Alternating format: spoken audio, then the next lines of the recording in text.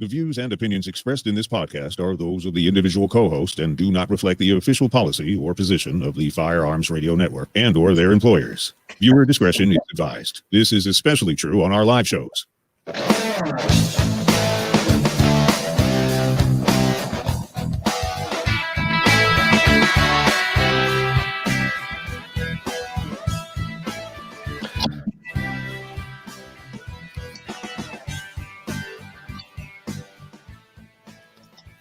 Howdy there, everybody. This show offers commentary on the latest firearms industry news, information, and buzz. I'm your host, Matthew Larosiere, and I'm here with my co-host, Shawn Herrin. Shawn, how's it going? It's going well, man. It's the day before Thanksgiving. I'm ready to cook some turkey. I'm excited, and I'm ready to talk about some news because there's a lot of stuff going on. It's been nuts. How about you? You ready for Turkey Day? You know, I hate turkey. What? I do. It's so dry. For me, Thanksgiving is all about the ham. Okay, that's fair. That's fair. I mean, I love ham too, but yeah, for me, turkey. I think maybe you've been eating the wrong turkeys though, because there's a way to make them. They're awesome. I have looked into that, and you know what? I haven't seen anyone do it well yet, or at least not well enough for me. You know, I heard like there's certain ways to fry it or something that actually maintain some level of moisture, but the way I've mostly had turkeys leaves me with incredibly dry mouth. You know, it fixes that. Great. What's that? Oh, gravy. Gravy, yeah. The more gravy you use, you don't even notice that the turkey's dry. Well, I mean, I'm sure I'll have some on my plate wherever I go. You got to be polite, so I'll see if I can drown it in gravy, if that'll make a difference.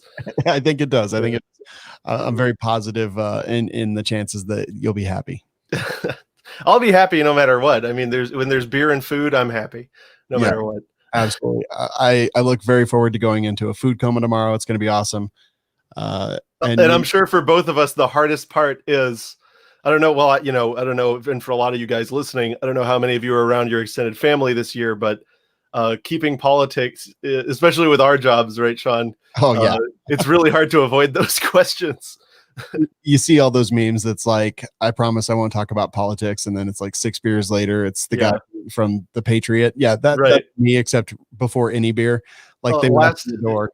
Oh yeah. Last Thanksgiving, there was a family member who literally just I never said what I did or who I was or anything, and he just starts going on about banning assault weapons and this and that at the table. And you know, after 2 beers, I just started really aggressively trying to sell him a machine gun. So that might be why I wasn't invited to my sister's house this year, but whatever. Very well. That's nuts.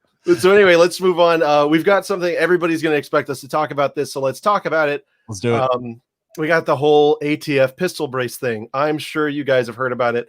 There's a lot of buzz right now. You might have heard some certain commentators on YouTube like claiming that the ATF has declared a whole bunch of pistol braces as rifle stocks or as shouldering devices. I'm happy to tell you that that's not the case yet. I mean, I saw it on AmmoLand. It's got to be true, right? Like they did FOIA requests. There's like it was like a big thing, and I've seen everyone screaming about it online. Right. Yeah. So what this is about is that they finally got back the results of a FOIA request for some documents the ATF had sent to SB Tactical, and what the documents say is that. So wait, let's take a step back here. SB Tactical for years would advertise all of their braces as ATF approved, and there'd be a little thing on it that said, this product has been inspected by the ATF and determined not to fall under the NFA and all that. Come to find out, the Firearms Technology Branch only ever saw 2 of their braces. So the letter was saying, SB Tactical, you need to stop advertising these things that we've never seen as ATF approved. It wasn't saying that those things are stocks or whatever. And also, Firearms Technology Branch won't review just a brace. You have to send it configured with a firearm. So that's another complication. But yeah, so that's the thing. They're not saying these are stocks. They're saying, there was some language in there saying if they're based on a stock or designed from a stock, then, that would not look good. But again, to just like calm the alarm bells, we do know that this is something that ATF is focused on, and well, I'm sure they want to come get them, but that's not what's happening right now at all. You're not suddenly a felon overnight or as a result of this. All ATF was saying was, hey, guys, you mark these things as ATF approved. We've never seen them. If you want us to look at them, send us a gun with the thing attached. So FOIA, Freedom of Information Act, that's a request that they put into the government, and it took them basically 2 years to respond to that FOIA request. That's interesting. Oh, it's the government, man. Have you ever been to the DMV or anything? Or the post office? Yeah, I definitely have, unfortunately. But so why is this flying off the handle so much? Like, is there any validity to the concerns that, I mean, like big YouTubers are screaming about it. Like, yeah, some are measured and the others are just, I don't know, looking for clicks, whatever it is. Yeah, they're straight up saying, hey, if you have these braces that aren't another thing, you're a felon now, or you got an unregistered SBR now, which, I mean, for one, kind of dope, but right. It's just like weed. It's cooler when it's illegal. I'm just kidding. Don't commit felonies when I'm watching. But tell me about them. Yeah, or tell me about them. So I think it might be a perfect storm where, last week we got the news saying that the Biden administration was working with ATF heads, and that the ATF heads were pretty clear about their desire to restrict pistol braces, and that I think it might all just be boiling together, and I think it might be more the timing than anything else, because you look at the documents, right? You look at what was actually released, and it's really more of a, hey, you lied on your packaging. Can you please stop? And also, here's another thing. You don't have to submit your weapons to FATD. If that was the case, then everybody who homemade an unproven design or whatever, would be in violation of that. It's what you do if you think something might be on the edge or whatever, and you want this security of having it classified as a non-NFA item. So it's not that, there's tons of 3D printable pistol braces and stuff like that. The question is, when evaluating these things, if and again, I don't give legal advice on here. I'm not your lawyer, but if somebody were caught with one of these things and prosecuted, the question would be when it was, configured, right? You still have to intend to violate the NFA. It's not a strict liability crime. It's a intent crime. So, if you make your own pistol brace or use an unproven pistol brace, the question is going to be, what is your intent, when assembling the firearm? That's not to say that ATF couldn't tomorrow come out and say, whatever, this, that, or the other thing's a buttstock. But it's just kind of the nature of how all this stuff runs. Interesting. How do they gauge intent, or how would they go after you for intent? Like, how would they prove that you had the intent that it was going to be used for something that it wasn't? Quite legal.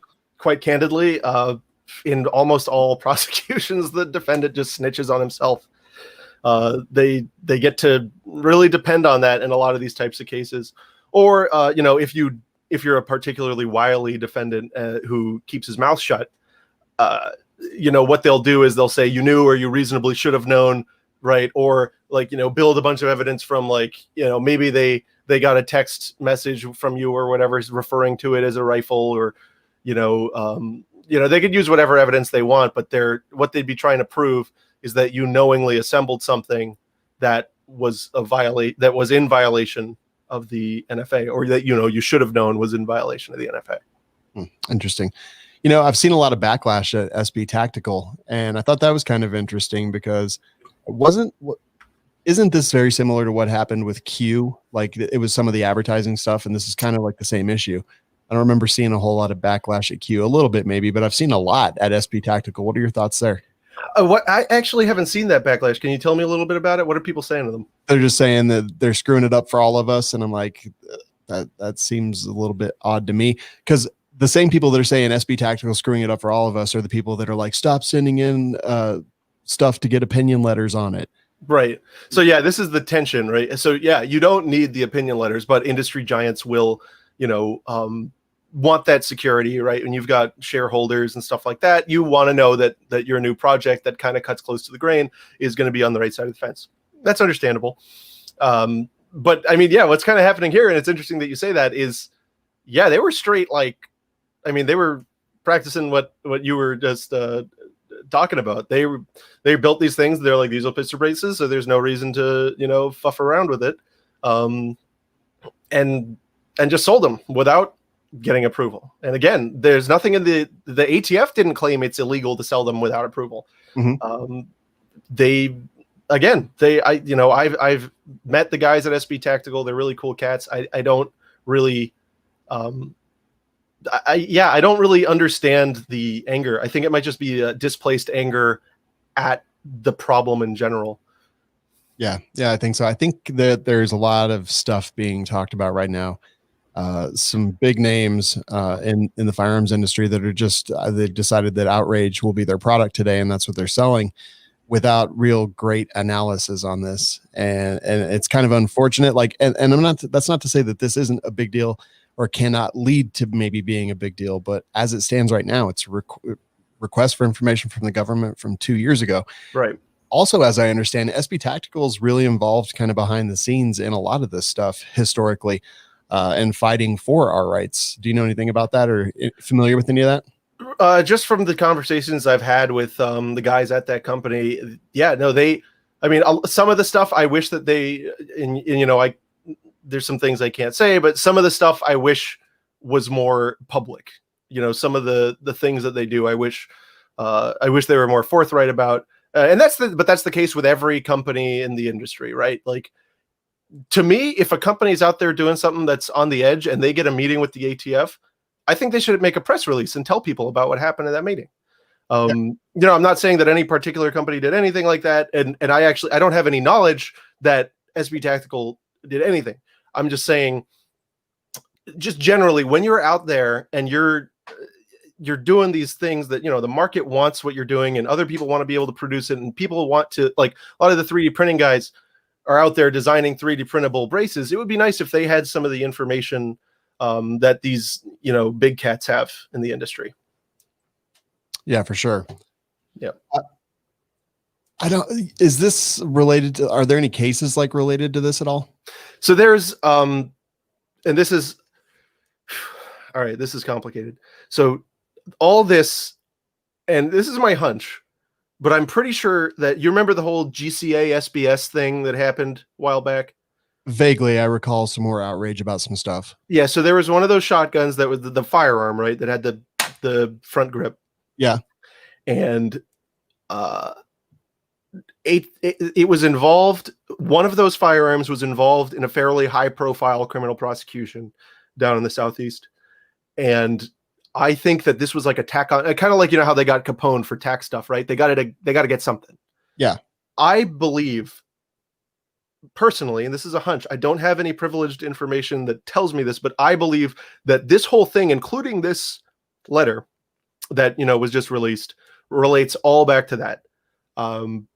That's my hunch. I think they had a guy, they needed to convict him, or, they felt they needed to convict him. So they had to do whatever they possibly could to bag him something serious.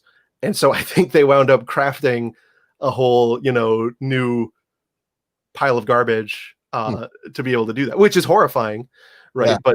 But again, we just in 2018, we didn't know who the next president was going to be. In fact, today, we don't even know who the next president is going to be. So we didn't, we can't be saying that they were planning on doing that for a Biden administration or whatever. I just think it's the ATF being the ATF, right? But again, I do. This is something they want to do. It just ain't happening today. Interesting. Is that GCA SBS the same stuff that affected Franklin Armory's? What was it called? The Reformation? Because I think the ATF classified that as a GCA SBS when it came out. Well, oh my God, yeah. It's stupid. It's all so stupid. So interesting. It is kind of scary that they can just like make something up and then that results in it. I don't know where right. Letters or something were sent out about this. Is that what happened? What do you mean about the GCA SBS stuff? Well, so those were a while back. That's not necessarily related to this thing right now. Right. This letter right now, all it is it was the ATF saying, "Hey, SB Tactical, you literally marked on something we've never seen that we approved it. Can you not?" Yeah, that was that. So there's nothing actionable here. This was 2 years ago, and it was sent directly to SB Tactical. Mm-hmm. Not like anything came of it. My guess is that they changed their advertising or responded to the ATF in some way, which is unclear from the letters that were released under the FOIA request. But really, at this point, much ado about nothing. It seems like that right now. And again, I'm not telling you guys in the audience, you don't have to worry. I do think that, firearm pistols, these types of pistols are something that is seriously under threat right now. And I also think that incomplete receivers are something that are seriously under threat. All I'm saying, I'll say it one more time, just ain't happening today. Fair enough. All right. Awesome. Is that awesome? I mean, like, I don't know. The whole thing it's also crazy. We had the stuff with Q and now we're seeing this was a couple of years ago, but to me, like, they're very closely related, I think. I think it's like leadership. Like somebody's got a stiffy for these things for some stupid reason. And like I was saying on our last episode, I think the best thing that we can do here now is talk about how stupid it is to regulate SBRs at all. Yeah. Because again, the only reason SBRs and SBSs are regulated is because the NFA was originally designed to ban handguns, right? But now the Supreme Court said we can have handguns, so why can't we have like the runaround alternative to a handgun by chopping down a rifle? I don't know. Yeah, pretty weird. SB Tactical has responded to the original Ammo Land article, ending with basically SB Tactical finds the motives and actions of the ATF to be arbitrary and capricious. And they tend to agree. Yeah, they're saying that they disagree with all of this and that the ATF refuses to engage. And it's just, Well, that's what they do. They send a letter and then that's it. Well, because if you show your cards, right, and if you take an action, if you take a final agency action, then you can get sued. So they've been doing crap like this forever, right? Like everybody, and I'm going to get into one of my pet issues here. I get really bent out of shape when people, in the home building communities, they talk about, oh, well, an open bolt semi-automatic weapon is illegal. It's a machine gun. The ATF ruled that it's a machine gun, but if it was made before 1980, blah, blah, blah, that it's not a machine gun. That never happened. It never happened. There was two tech branch rulings on two specific firearms that were like, hey, literally, if we spend 3 seconds with this thing and remove one part, it becomes a like totally reliable machine gun. Can you like not? And then from there, everyone like, just like with this, everybody freaked out and said, oh, you can't do that no more. You can't have no open bolts. And to this day, people will parrot that crap. It didn't happen, but to the public conscious, right, to the general public, it is illegal. And right, because if everybody believes it's illegal, everybody believes you can't do it, it may as well be illegal. That's de facto illegal. Right. So we have to worry about catching ourselves in these traps. And I think these agencies know that we are a skittish and careful people. And so like, they think maybe they can just put a couple little mouse traps for us to step on and that we'll, walk the straight and narrow between them. When in reality, what we have a right to is a lot broader. And it's great. And it works because Q's not making the minifix right now, not selling the minifix, which is the one that they sent the letter about the advertising. No action was taken, so they can't be sued. And the net effect is that Q's not making that right now. Yeah. The effect is that the gun's banned, or at least temporarily. Yeah. So if you're a antsy ATF agent that like hates something, is that a win to you? Yeah, absolutely. It's a win. Yeah, man. Interesting. But at the same time, if Q chooses to make that, then, because they do have this letter, like ultimately lead to a lot of trouble for them and even the people, the citizens who buy it. Right. Exactly. I mean, it's a double-edged sword. I mean, the lucky thing is, you do have to intend to violate these laws. It's already been determined. The Supreme Court has already weighed in on that. You don't get to wake up one morning and not take any action, right, and wind up a felon. At least that's how it's supposed to be. I can't tell you what might happen tomorrow, but I do thank God that that's one of the best parts about the English common law system that we inherited. Is that there are certain presumptions that, no matter what they write in there, no matter how vague they are, it's presumed that if you're going to be criminally responsible for something, you should have criminal intent generally. Dang, man. Crazy times. What's going on in Pennsylvania? Oh, so Pennsylvania Governor Tom Wolf, he's come out basically saying he's going to veto this new bill that would. So you remember back in the early COVID times? I don't even know if we're supposed to say COVID. I think like YouTube and stuff get mad about that. But in the early days of current world events, we saw all these states and municipalities cracking down on like who is essential, who's not essential, whether you can carry a gun, whether you can sell a gun, right? And those were all based on emergency power laws. So in Pennsylvania, they tried to fix their emergency power laws, right? To say, hey, you can do a lot of unconstitutional crap, but not this piece of unconstitutional crap. And so the governor said, he's not going to let that slide. He really likes this unconstitutional crap, and he'd like to see it stick around. That seems so. Wait, what is it? What does it ban? Like, or I'm sorry, he's going to veto stuff that would repeal laws that are. Yeah, the bill would take away the ability of the government to pass these emergency restrictions, that relate to carrying and selling firearms. Oh, interesting. And of course, he will veto it. Oh, yep. That makes a lot of sense. What do you think about Pennsylvania these days? It seems that it's gotten a bit interesting there. It is very interesting. That I've got a friend up in Pennsylvania who's got a really awesome gun shop. Hell, I'll give him a plug. Veronese Gunworks. He's a great guy. He's who I bought my show shop from. And it was just so, because I was living in Northern Virginia at the time, there was so much like the culture was pretty cool, but there was so much stuff that I just never even would have thought of. Right. Like you can't, like there's basically a de facto handgun registry, right? You can't give a handgun privately. All that crap has to go through an FFL, even if you're same state residents. There's like, it's an interesting mix of draconian and, otherwise pretty okay gun laws there. Huh. Yeah, so they've introduced these bills to prevent the governor from being able to take away or to use state of emergency to take away rights of carry and rights of purchase, and basically the Second Amendment. Yeah, no, they were trying to fix the problem that we got in the beginning of COVID, right? They were trying to prevent that from happening again in the future, and the governor, what else are you saying when you veto something that's restricting a unpopular exercise of power? This would be like vetoing, eminent domain restrictions like we got after Kilo.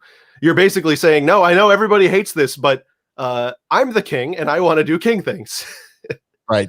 But their office says these things are in place meant to help the administration fight the public health crisis and have no impact on citizens and their firearms rights. But that's just clearly a half truth at best. Well, clearly, taking guns away, right? Or like taking guns away from at least sale and preventing people from carrying guns has no impact on your firearms rights, right? Because your firearms rights are limited to, getting one whitetail per year as long as you pay us a certain amount of money, right? That's what gun rights are. Man, unintended consequences that are truly just intended consequences, I guess. For sure. The way I would say it. Craziness. Sorry, Pennsylvania guys. Yeah. But hey, try again next time. Get a better governor. Do better when you go to the voting booth. Yeah. So on to, do I have to pronounce that? Wauwatosa? I don't know. I was just So you guys heard about this. It's a terrible, terrible shooting at the mall in Wauwatosa. And like, we always hear the meme, right? It's basically a meme that, right, criminals, when you see a gun-free zone sign, you're just going to go, damn it. And, just put it back in the truck and go back about your business.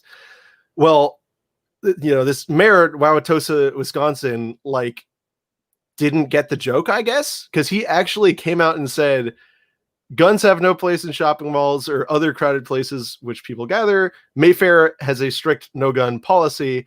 If the shooter had complied with that policy, no one would have been hurt yesterday, which is a statement that is empirically true, right? Yes. But it's also clown shoes idiotic.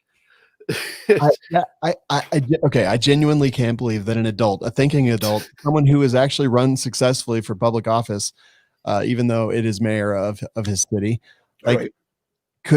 could be this clueless, Or just like, how do you not know how stupid that looks?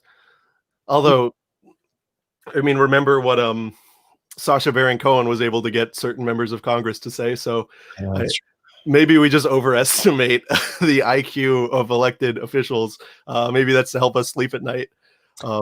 Yeah. But yeah, that's just, I mean, I'm sorry, man, but that's like window licking right there. It is. You feel like he was just so right on the cusp of actually getting it, but then he snatched defeat from the jaws of victory right there. Because clearly, yes, criminal laws. And that's so like just disrespectful to the people who were hurt, right? Because like, look, if you're going to blame something and you're going to talk about, you already broke the law, dude. You know, what law do we really care about people breaking? Is it the one that, you know, predates Jesus Christ, which is you're not supposed to murder each other, or the one that, you know, relates to where you can and can't carry an implement of self-defense? You know, if he complied by the centuries old don't murder rule, nobody would have been hurt either. Ah, man, I don't get it. I really truly think these politicians need to be like held accountable by voters, but it just seems that our memories are so short that it just doesn't happen. I mean, democracy is a funny joke in itself. True.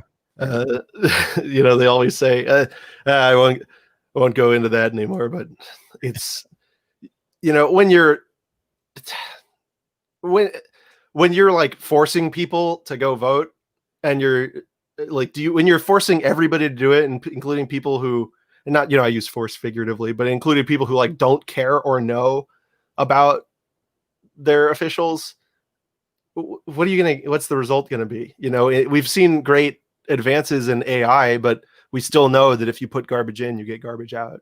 True. So, and it was funny when I was voting, because I sat at my desk for literally a couple hours looking up every single bill, reading the pros and the cons, or for and against, rather, of each side, like doing research on the judges that we had up for grabs here, spending literally hours doing it.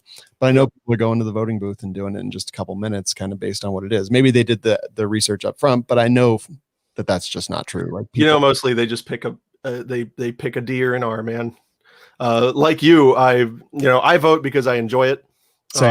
But I spent like 2 hours. And the votes I get most excited about, because I'm in South Florida, is water conservation, because nobody gives a crap about it. A lot of people just leave them blank, and like they don't have party affiliations. So I spent hours looking up all these, and it makes a huge difference to, you know, what businesses are going to be able to develop and stuff in our communities.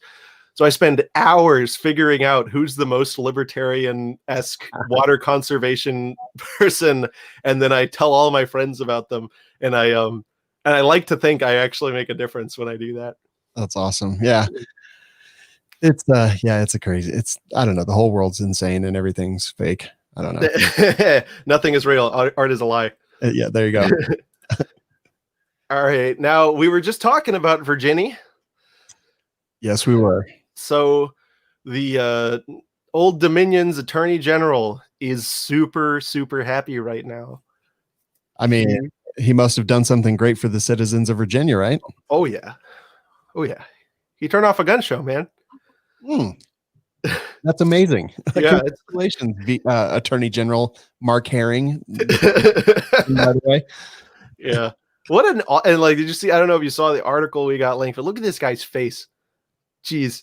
That's just like, it's just a very hateable face. It's a very punchable face, I will say. Yeah. I wanted to say punchable, but yeah, you got me there. It's like Trump hair 30 years ago, basically. It's like Trump hair without the coloring. Oh, goodness. Yeah, he's so excited. He's like, and his teeth bother me too. Everything teeth about that suck. You think if you're Virginia AG, you can afford, go use some tax money. If you're going to waste it, buy some better teeth, you jerk.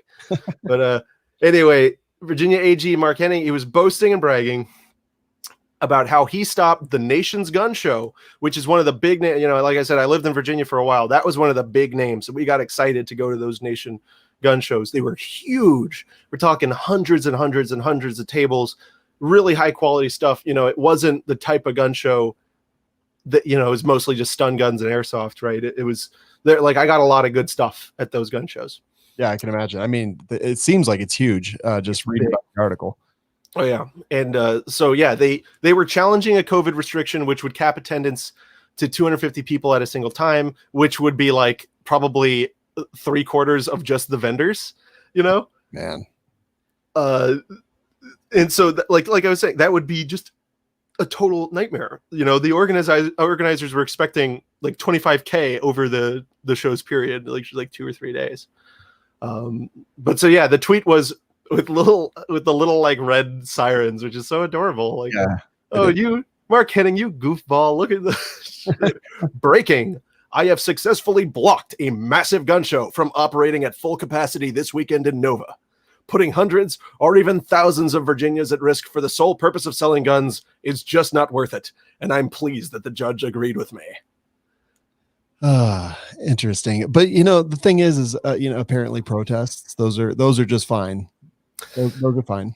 Yeah, I mean, I don't like to get into the protest thing. I think there's a lot of different protests that are happening. Some of them have really great ideas. Some of them are very odd. But and I'm not blanket approving any type of protest. I wouldn't be going to one. My health is not good enough to where I'd risk that. But here's the thing: if you're asking, is it worth it? Who do you want to ask? The AG of Virginia or the guy who's willing to stand in line to go get a gun during COVID times? I think if they're willing to do that, it's probably pretty dang worth it for them. Don't you think? Yeah, it brings me to all the other stuff, and I agree with you. I'm. You're not going to find me to protest, but I think everyone should protest everything pretty much all the time. Yeah, it's pretty cool. Except just like, don't be France. Don't be constantly begging the government to step on you more. But aside from that, like, go wild. Exactly. Yeah. Here in Colorado, we've got so the coronavirus cases are on the rise. We just went into the next level of lockdown, and apparently this Friday, after Thanksgiving, because that's when the virus will be worse, is right after Thanksgiving, I think. We're going into the next stage of lockdown, but a new In-N-Out just opened and people were in line for 15 hours. So things like that, like that's fine. People can do that. But a gun show is not. I'm sorry, man. I'm going to say something. This might cost me anyone who likes me yet, but In-N-Out, it just isn't that good. No, it is not. It's not that. I mean, it's good, right? It's decent. It's like probably like Five Guy level of quality. But every time I've gone to one, it was like an hour and a half affair. And it's just not worth it. Like, not even remotely at all. What's going on with you people? The only time I ever go is when we're in Las Vegas. And that's only really because we don't have In-N-Outs in Colorado, which I guess we do now.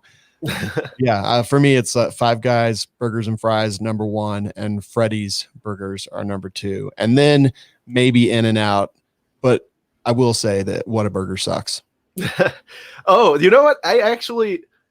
I like Whataburger, but it's because I can't get them. And I only had it twice, and both times I was like starving to death. And so I just got this huge fast food hamburger, and I just thought it was the most fantastic thing in the world. But if it was around the corner, I might have a different opinion. Yeah. But I will say there is no, and you can argue with me, and I'll even wrestle you over it, but there is nothing better when it comes to a fast service sandwich than a Publix chicken tender sub. Never had it. We don't even have Publix here. Yeah, it is the gem, originated here in Florida and the gem of the Southeast. Anytime any of you guys are in, my home country of Florida, you got to go to the Publix. You got to get a chicken tender sub. Maybe we should ask him to pay for that, but no, that's just straight out of my. Next time I'm in Florida, I got to do that. Oh man, it's something else. We got to go to Publix. Question, what do you think of the argument that some people make? And I'm not 100% sure where I come down on this, but some people say that like closing gun shows and gun stores and things like that is an infringement of the Second Amendment. Do you think that applies as much to a gun show as it might to a gun store? Absolutely. I mean, but I don't know if I'm the choir, I might be the altar boy, right? Like I'm a step above that. But look, you got to just look at it simple. The way you're supposed to read the Constitution is by looking at what it says. And if you have a right to keep and bear something, don't you think it would be odd if you didn't have the right to acquire it? Yeah. And especially during a time where look, I don't care. I don't like at the end of the day, if somebody wants to stand in line and go to a crowded gun shop, like I actually went at the beginning of this crisis to the pawn shop where Moss Pawn and Gun over there in Georgia. And man, oh man, if there weren't people bent around the corner, right, waiting in line. Dang. If those those people weren't out there because they thought it would be a fun thing to do on a Thursday evening to go and wait in line at a gun shop. These people believe that there is a credible threat to their lives, and they're true. It's correct. And they need something to prepare for it. So, even absent the Second Amendment, which I think totally protects, all forms of gun sales, there's still a moral problem with preventing people from accessing a means of acquiring firearms. Yeah, I 100% agree. In fact, over the summer, since everything kind of went crazy, I've sold a bunch of guns to people who were first time gun buyers, people that I've known for years and years and years. They know what I do. They don't care. They're just indifferent on guns. They weren't anti-gun. They just weren't pro-gun either. And every one of them now has guns because they were like, look, man, when the toilet paper disappears, what's next? The food. And when people can't feed their kids, when people can't feed themselves, what happens? There are those predators that want to take yours and take what it is, and they all get that because I don't hang out with dummies usually, but they're now gun owners, and the second they do that, the ability to be able to do that, to make that choice as an American citizen with the Second Amendment, to be able to make that choice and then act on it is what everything's based on, right? No, for sure. And I mean, I'm a partner at a gun store too. And just the other day, I had some people call in and I was there. And so I worked with them and they were very specific about what they wanted. And so I was like, oh, okay, some informed buyers will come in. And they were like, oh yeah, no, we've never even seen a gun before. We just looked up what we thought was best. And so, but they walked out with 3 guns, nice guns too. They got one of them got a Glock 41 MOS. Dang. Which, I was like, you ain't gonna see that one again for a while. No doubt. But these were people, just regular folk who never even thought about buying a gun, but now they're I don't know if I want to say waking up, but it's something like that. Yeah. I'll go off on a tangent here too. Tangent.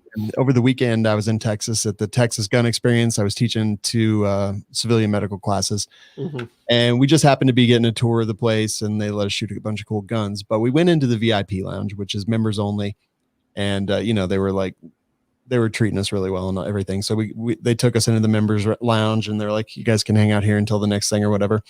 So we set our cameras on the counter, not facing into the gun range, but the counter where there's glass that you can look into the gun range, and went and sat down, and a lady came out of the gun range, and she was very nonplussed that we might be filming.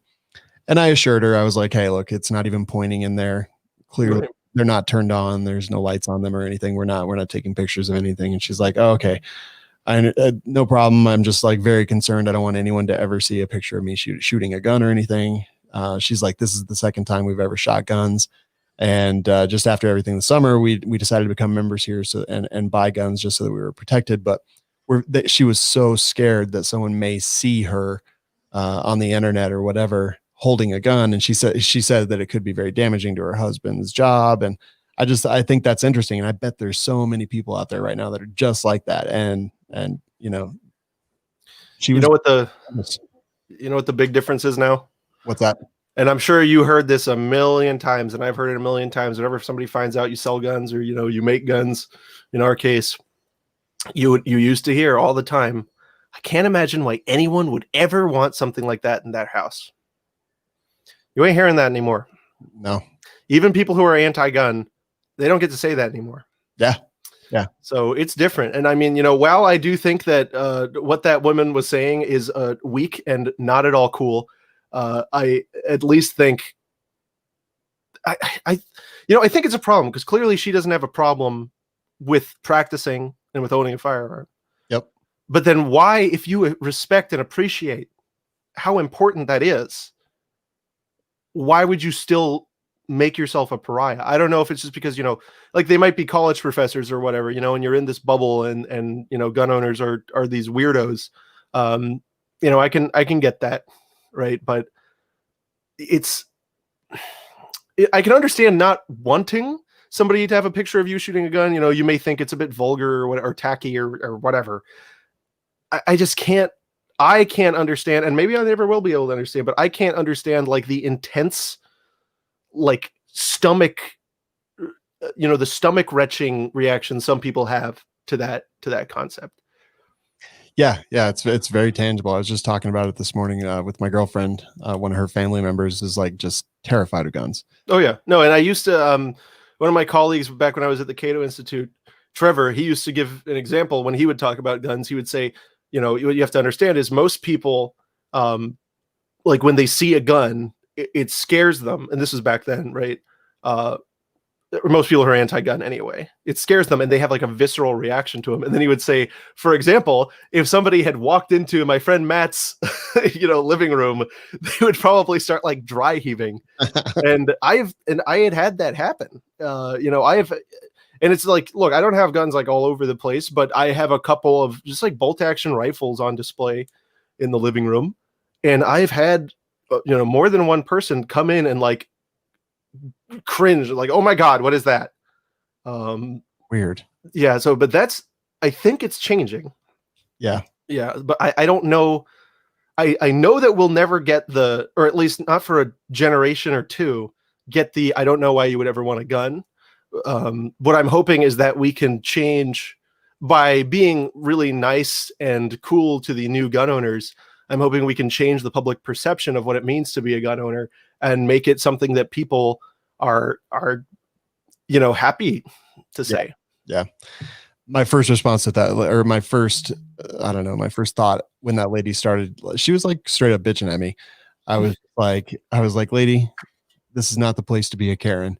And I started off a little bit belligerent, like, my first couple sentences were short and very concise. But then as she explained, I realized I think she was way out of line. I think she was being a jerk for no reason. But at the same time, I was like, you know what? I've got an opportunity here. I can be a total jerk and I'll be totally within my rights. And ultimately, I'll be like, yeah, I told her. Right. Or you could do what I ended up actually doing and just talking to her, trying to learn as much as possible. In fact, her and her husband, they stayed to watch us shoot machine guns for a little while, and they seemed to be getting a kick out of it. So you can't shoot a machine gun without smiling. Yeah. It's impossible. Yeah. And my grin's always like just ear deep. So. Oh yeah. No, I've been through that a million times. But yeah, no, that's super interesting. And like, what you experienced there, it was, you had the option, right? Like you said, to be in your rights, but what you did is you transformed it into a teaching moment, whether or not the other person knows it. And I think the most important thing we can do when we're in those situations is to ask a very powerful question. Well, why do you think that? And when you ask that, with a normal expression on your face, without an angry tone or whatever, you'll be amazed how people get disarmed, figuratively, and we'll just start spilling the beans about how they feel, why they feel the way you do, and that's your in to be a super reasonable person. Yeah, and just be so painfully reasonable that like, and I don't mean like Ben Shapiro facts and logics destroy them. I mean like just be painfully reasonable and understanding, and you might not change their mind, but you will have an effect. That person will remember you, and they will have a better impression, if not on gun owners, at least as you. Very true. Ultimately, I think we can narrow this all down to just one sentence, and that is that the Virginia Attorney General has dumb hair and teeth. Yeah, he's got bad teeth. Yeah, I hate him. I hate his teeth. All of the above. What if we were to go to the other coast? Oh no, no, that one's dangerous. I know. Yeah. So I don't know. I don't know if you've talked about it on your other shows, but there's been a big scandal going on in California where the sheriffs were involved in a pay-to-play scandal with concealed carry permits. Yeah. So California is one of those states that are may issue, right? And that basically means won't issue. Yep. And so it turned out that a couple people, after giving a sizable donation to the committee to re-elect Sheriff Laurie Smith, suddenly they got their permits approved. Weird. Yeah, I'm sure it's nothing, but it turned out to be an investigation. And now this week, a California undersheriff, which is a like very, I don't know, it's I think that's a fascist sounding word, but whatever. Yeah. Like, Untersheriff or what? Anyway, a California Obergruppenführer was indicted in a in this scandal. So it wasn't just her. There was a culture of corruption throughout the entire department. Right. Well, exactly. Which, I mean, what do you expect? But what else is new? But I mean, here, when it's bad enough that you actually face criminal charges, man, oh man, I cannot wait to see what they crack open in there. Yeah. And when she faced the grand jury, sorry to interrupt. Go ahead. Took the fifth to everything, which, that's fine. That's your right. But yeah, if only they would, remember that we have the right to do that too. Right. Exactly. But yeah, this is really a fascinating case. And look, I don't take pleasure in watching anybody be punished for an arbitrary law. It is really hard. I struggle with this, but I try not to take pleasure in seeing this crap happen because, it's one of the two things. Is it that, well, they weren't going to get their permit anyway because of the stupid policies? And so at the end of the day, these people are taking money to actually give more permits out. Can you view it that way? Maybe. But the way I mostly view it is, come on, at least make the bribe lower and just let everybody do it. $500, I mean, it should be I think that a reasonable bribe would be, one lucky strike or a quarter or something. But yes. It's something I struggle with to think about. Totally understand that. Speaking of the sheriff is still the sheriff, not just going about her day, doing everything, even though that all this has happened. And now the undersheriff is the one that seems to be getting indicted on criminal. Yeah. He was the fifth person so far. Oh man. Indicted. Wow. But the sheriff, she's still doing her thing. She's still sheriffing. Yep. Still sheriffing hard. Boss hotting, rootin' tootin'. There was another bribe taken. Right.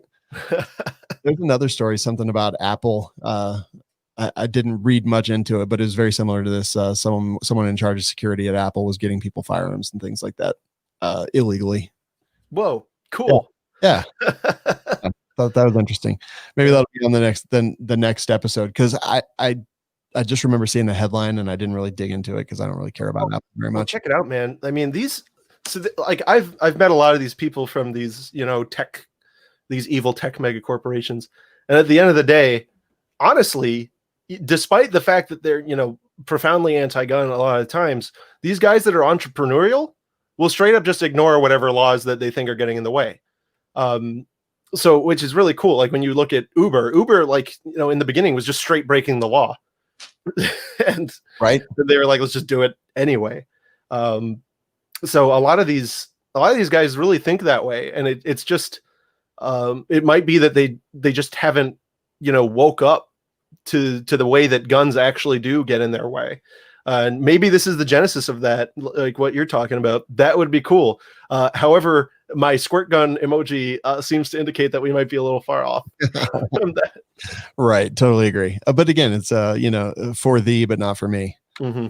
A little bit of that. Oh, yeah. Oh, no, rights. Yeah. Rights for me, not for thee. Yeah. Yeah. Florida. Yep. My home country. So we saw a report this week from the Department of Agriculture. They report that concealed carry permits are at applications are at an absolute all-time high. This is despite them making it almost impossible to get your fingerprints done. the way they want you to do it, kind of like we were talking about last week. And yeah, they're backed up for months. Apparently, applicants are presently having to wait like 60 days to get their permit, which is 3 times the normal time. And that's actually interesting to me because when I did it in 2015, it took like 90 days and nobody made a big fuss out of it. In Colorado, it's the same. It's like pretty much 90 days. Yeah, I'm not saying that's cool. It's totally not cool. I agree. I also remember I had to like go to the Department of Agriculture office, and I thought it would be faster if I applied in person, but then they demanded I pay in an exact money order. Yeah. And I was like, who does that? I brought a checkbook, and even who does that? Yeah. Also, so, what is a money order? Where do I? Well, I had to walk to the Winn-Dixie. Oh my gosh. Down the street and get a money order. And yeah, the lady at Winn-Dixie was like, "Oh, you getting your carry permit?" I was like, "I guess this happens like all the time, huh?" Well, it's a very specific amount here. It's $100.50. Here was like $213 something. Oh man. Yeah. Well, is this? I mean, this is a form of gun control too, right? Like, oh yeah, keep and bear arms to infringe on that bearing part. What do you think that means? Bear bear arms. What did they mean by this? Wait, is open carry legal in Florida? I guess I'm not sure. Okay. Yeah, in Colorado, it is. We have open carry. It's totally fine. No, in Florida, and they actually just recently, it used to be that they'd bag you for an accidental and incidental exposure. Oh, yeah, right. They recently reeled that back after a case where a guy was walking down the street and, he wasn't wearing a belt and his pants kept going down and you could see his blaster, which was charmingly, I think, a judge. Oh, but still, like that's BS. He was doing what he thought he was supposed to do. I often don't wear a belt, so I can, there, but for the grace of God goes I. But like you were saying, a carry permit is without question a categorical infringement of your rights. The fact that they let you do it if you ask nicely doesn't mean it's not an infringement. It just means it's not a total ban. Yeah, some places are lucky enough to have laws about things like that require them to issue your permit in a specific amount of time. I think Colorado actually is too. Yeah. Unfortunately, it's a longer amount of time, but so they basically have to hire staff in order to meet that. Otherwise, I don't know. Yeah, Florida is shall issue, which is nice. They will deny you, which it's really funny because the commissioner, Nikki Fried, who is just so charming. She put her face on every gas pump. She spent so much money to put her face on all the gas pumps of the state. I was so angry. But she has a, medical marijuana card, but at the same time, her office is, arbitrarily, some people with weed cards get their carry permits and some people with weed cards don't get their carry permits. And it's because of the freaking weed card, right? Wow. So that's just very questionable right there. How are you going to stand behind, deregulation of something which should be deregulated and then also be like, right, but I mean, if you want to play with my rights, you can't play with those rights. Right. It's kind of crazy because I live in Colorado where weed is legal and, but because I am a firearms dealer and because I do what I do for a living, just like being in the public eye, like I've chosen not to do something that's completely legal here, even though I might if it wasn't. It's weird when you have to choose between your rights. Yeah, it's messed up, man. And I mean, like I believe that you have the right to put whatever you want in your body, rat poison, whatever. Yeah. I don't want to do it. I don't want to hit my toe with a hammer either. But I guess I'm lucky that I never liked weed. Not that I've ever tried it. That would have been. You didn't inhale. I never liked it, and I've heard it. I've heard the good stuff's expensive, so I'll stick with guns and ammo. I can genuinely say, like, haven't partaken just because I'm like, that's all I need is like, them taking my ID or someone taking a picture of me and just to mock me, but then someone else finds it and points me out as a big huge hypocrite and lawbreaker. Yeah. Everything else, I'm just like, that's right. No, because especially we're both FFLs, and again, I have never done anything illegal in my life. But that's awesome. We're both Boy Scouts, but that says on the thing, right, unlawful user of. So then, like you're saying, theoretically, it's federally unlawful. So if you're chilling at a, at a whatever place they do it, at the weed shack in Colorado, I don't know where they do it, and somebody snaps a picture of you, and the feds get their hands on it, it could be cognizable to say that you're an unlawful user. So you have to just, you make the choice to just not, and that even like me, I don't want to do it. Yeah, I'm still angry that before COVID I was staying home anyway, but now I'm mad because I'm supposed to do it, right? Totally agree. It goes back to kind of that GCA SBS thing that we talked about, that tag on charge. It wouldn't be, it would be the reason like to go looking, right? And, find me and whatever, to find whatever I'm doing that's not right. Right. Yeah. Maybe you like lied in a letter and you sent the letter through the mail, so now you violated RICO or something. Oh boy. Oh, man. Ammunition. Oh my God. All right. I used to say this all the time, and now, I tell everybody before this even happened, you got to reload. You got to be into reloading. Everybody should be doing it. And now I think that this massive ammo shortage is evidence as to why you do it. And I'll get into how to avoid this type of stuff. But so yeah, there was a article discussing the current ammo shortage and really asking the question, when will it'll be over? Mm-hmm. It's really interesting to think about some of the stuff I hadn't even thought about. I know there's a primer shortage in the US, but there's not many people or many firms who can make primers. It's really the most fiddly part of the ammunition manufacturing process. Makes sense. Yeah, because it's a really volatile compound. It has to be mixed exactly right. It has to, everything has to be just right for it to work the way it was intended. So we've got like 3 firms in the US that make them. And then we've only got like 4 or 5 firms internationally that make them. And most of these firms were shut down for all this time, or for this extended period of time because of COVID. Wow.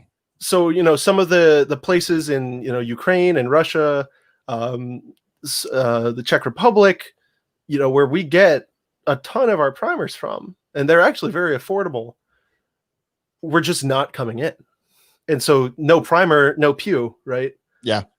So that's what, my advice is what I have a practice where I would just always, whenever I went to a gun show, I would always pick up at least 1 case of primers. Because that's the cheapest place to get them. You don't got to pay a hazmat fee to ship them. Yeah. So I'd be at the gun show. I'd be like, oh, I get a case of this, and just every time. And so now I'm sitting on, I'm still sitting on like 10,000 primers. It's you get 1,000 in a case, so you won't be starving for ammo if you save up primer. Don't go and hoard them. Don't buy a bunch of them. That's so annoying. Yeah. Just pile them up over time and have your primers, and you won't have to worry about stuff like this, because it's easy to get projectiles right now. It's even easy to get brass, but the primers is, that's the big problem. Yeah. And it's leading to so much. So, on my We Like Shooting Facebook page, we hired a guy who does like affiliate stuff, and he goes out and he like tries to find in stock ammo. Okay. And when he finds ammo, he posts it. And generally lately it's been way more expensive than it was in the past. So the comments will read as cool things to pick some up. That's awesome. 17 comments about price gouging and like if people would just stop buying them and this wouldn't be happening. I'm like, no, that's literally not how this works. What you don't understand is that there is a finite amount of raw materials, a finite amount of manufactured components. These things are being impacted by COVID. These things are being impacted by demand. So what happens now is the big players, the big guys that make the ammunition, now it is harder for them to get primers. So they are having to jack their prices up because they still have financials that they need to meet and things like that. So there's less of the product, way, way, way more demand, less people are getting it. So they send it out. Of course, it's going to cost more. Yep. It's very, very simple when you think about it, and the fact that this article says 84.4% over the year of 2013, which was the hook when, everything was completely unavailable, and 84.4% over that. Yeah, and sorry, were you saying something? Insanity. That's I was declaring it. And here's the other thing, and a lot of people say, why don't they just make more, right? Why don't they open up a new plant? Think about it. All right. Some people did that in 2013. Some people did that in 2016. And they got killed. Yeah. Because guess what? You got the boom right now. And so let's say, you increase the size of your plant by 1/3 and you're operating at full capacity. Well, your overhead's all gone up. And now what happens at the end of the panic? Now what happens when the panic's over? You've still got that extra 30,000 square feet. You've still got those 50 extra employees. You've still got these machines that you're paying off. It's going to kill you. So that's why these gun companies, a lot of gun manufacturers don't even just do guns. A lot of gun manufacturers come out of job shops, right? Where guns are just one thing they do. They're making parts for aerospace. They're making parts for industry, other stuff. Yep. They've got CNC machines, and so they squirt out guns, when it's fun, because guns aren't that profitable. They're just not. I mean, right now they seem pretty profitable, but for the rest of the time, when most people aren't buying a gun every month, right? You and I might be special people, but most people don't do that. You're better off having your lathes spinning up stuff for, the coal miners or whatever. Yeah. And guess what? Now you're operating at 50% capacity and you're paying 30% more overhead. So why would you do that? They learned their lessons. That's why the gun side is limited. Yeah. And you can't get barrels now also, by the way. Totally. I've got we build, I don't know if we manufacture parts kits, and it used to be we'd order the barrels and they'd be in 2 weeks. We're 5 months out now. And I called everybody and I said, I'll pay, double, whatever. They just can't do it. They don't have them. They don't have the blanks. So it makes me wonder if there is some downstream supplier issue with, steel importation or something like that. The blanks not showing up when they should. Well, knowing one of the big people who are making these affordable blanks, I know, at least from them, I know it's because they're operating at 100%. And it's not hard to make blanks. You can make it from a bunch of different types of stock, right? They start from solid, right? You can start from solid. They're just running all their machines all day. And if one machine goes down, they go back another 2 weeks. Like, that's why, at least from what I'm seeing, like they're not holding up on materials. They're holed up on plant and equipment, plant, people, and equipment. Yeah, and people think it's just so easy to add like a production line or something. No, there's like such a huge capital expenditure for the machines that do these things. Yeah, you have to train the people up. That takes weeks or months, depending on the complexity of the product that you're making. Yeah. And like you said, what happens when it calms back down? All that equipment sits there. You have to lay the people off. Yep. And then you're paying them unemployment. Yeah. And I'll tell you, when the barrel shortage started up, I was like, you know what? Maybe we'll just make our own barrels. And I had no idea. I thought it was just, you get the right diameters and you shove it into the button machine. And so I found a button machine that's pretty affordable. And then, I'm talking to the guys and I'm like, yeah, no, we're interested in this button machine. And he goes, well, what kind of gun driller do you have? And I'm like, huh? and then what about your finish reamer? And I was like, and so it's like, yeah, oh no, we're only looking at like $300,000 to be able to make, a few barrels here. So, that went straight out the window, just like you were saying. And that's for the small stuff. That's not the big stuff. That would be for like making, little 9mm, little straight, easy 9mm barrels. We're looking at like for all of the stuff, we've already got a lathe, we've already got a mill and everything to get the stuff that's specific. Yeah. Yeah. It was like hundreds of thousands of dollars. Wow. For the tiny stuff. So yeah, that's why they're not, adding that stuff on, because when you're a firm and, you're doing this industrially, you're not going to get the little boy ones that I was talking about. You're going to get the big boy ones. that are probably going to cost you over $1 million, you're paying monthly on that, right? Absolutely. Yeah. 5-year term. How many panics are you going to expect in the next 5 years? Absolutely. And at the end of the article, it says it could be years before the good old days of ammo are seen again. I don't expect that. I think what do you think? I think it'll be, I mean, it depends, right? Like, I know primers are short, or there is a shortage of primers rather. So when that production capacity kind of evens out a little bit, I think we'll see a little bit of relief. But, now it's looking like we're going to have 4 years of President Joe Biden. And who knows where that's going to go, depending on how the other branches shake out in the elections too. So it's I don't know. I think we're not going to see good ammo for at least a year. Yeah, my gut is that we've got at least, and I guess, to answer the questions, when will it be over? This is just my gut. It is like my opinion right now, and a quarter will buy you a gumball. I expect that we'll see the current situation for a year. And then I think it'll be crappy for another year after that. And it is my sincere hope and wish that at that point, everything settles out. Maybe we get some changes through the court to reel back administrative overreach as far as the ATF is concerned. Maybe even we get them to rule back some of their ridiculous unconstitutional rulings on the importability of certain ammunitions that have driven up the price of ammunition even before any of this crap happened. There's millions and millions of rounds out there just waiting for us to buy them, but we can't because the ATF didn't like the fact that the cores are made of steel. True. That's my guesstimation. 1 year bad, 2 years uncomfortable. Yeah, 2 years meh. Yeah. Well, it is bad now. I almost paid 50 cents or almost, and I still might. I found 9mm in stock, and I'm not telling anyone where it is.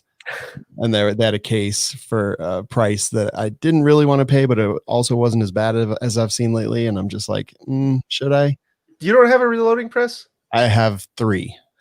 Crank them suckers up, man. Or what, you don't got primers? I actually have primers too. So they're actually just in my storage unit. So let's hear the excuse.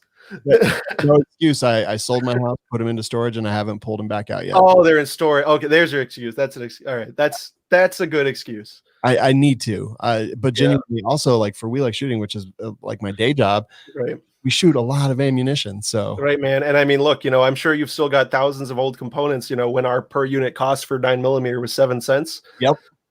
I don't know how much you make per hour, but when you can crank out several hundred rounds of 9mm in an hour, I think it makes sense financially to load them up.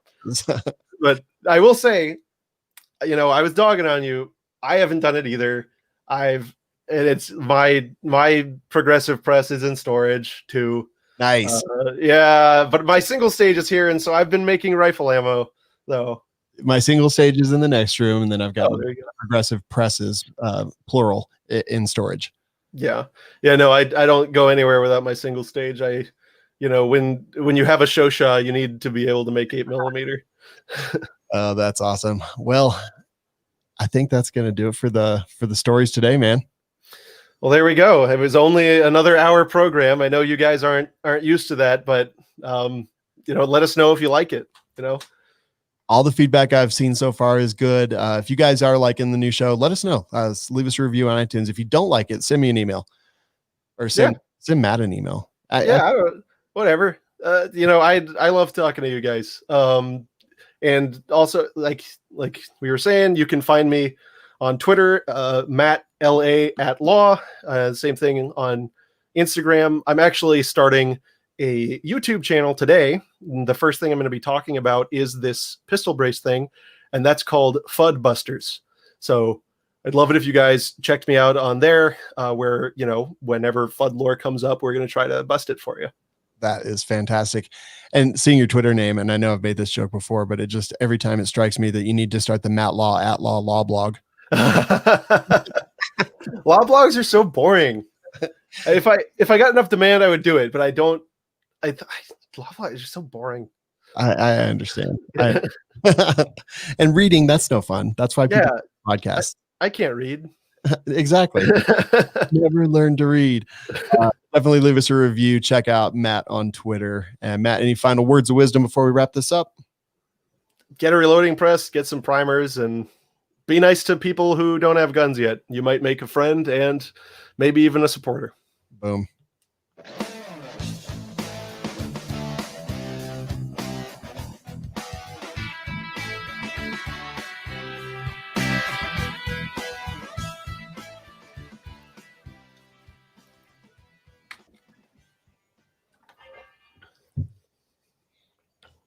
That was good. Definitely.